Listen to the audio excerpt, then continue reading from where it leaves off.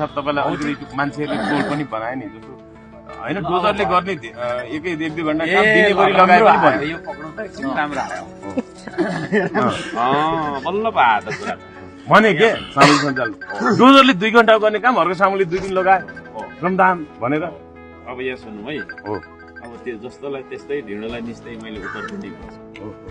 धरानको महानगरपालिकामा म निर्वाचित हुनु अगाडि केही 15-16 वर्ष पुरानो 2-4 ट्र्याक्टरमा हो फोहोर मैलाको जान्थ्यो केन्द्र गर्दै आउँथ्यो म आइसकेपछि मैले 2टा डोजर कतिवटा सुने 2टा फेरि भनौँ न 2टा डोजर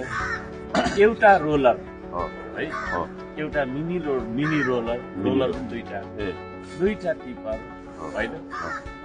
4वटा 5वटा ट्र्याक्टर एउटा ट्याङ्कर किने मानवहरूको नाम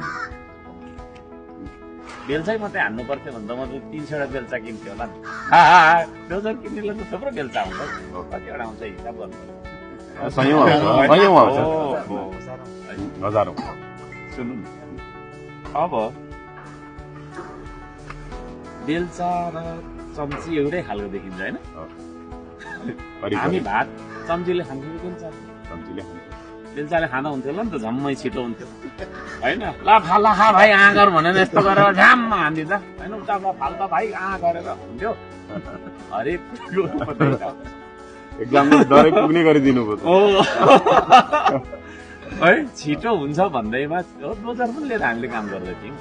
तर डोजर उता काम गर्दैछ अनि यस्तो हुन्छ हाम्रो पालो भाइ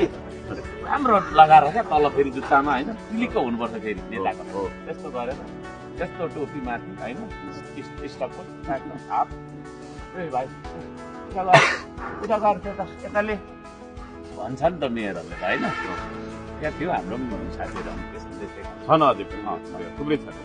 यसो गर्नु भन्दा बरु उता उसले डोजरले खन्दै गर्छ यताबाट हामीले पनि गर्दै गर्नु अनि विरोधीले चाहिँ खालि विरोध मात्रै गर्ने हरेक कुराको भनाइला हुन्छ होइन र राम्रा पक्ष लुकाएर कहाँ छ कमजोरी भने जस्तो गरेर खोताल्ने काम भयो है दाँत कटाउने सिन्का हुन्छ कि हुँदैन सिन्का जस्तै देखिने झम्पल हुन्छ फेरि दाँत झम्पलले कटाइदिँदा पनि हुन्छ होला नि त ढिलो हुन्छ ला आँगर भनेर क्या हुन्छ भने हरेक कुराको उपदेयता होइन हरेक कुराको उपदेयता सियोको उपदेयता झम्पलको उपदेयता चम्चीको उपदेयता बेलचाको उपदेयता डोजरको उपदेयता उपयोगिता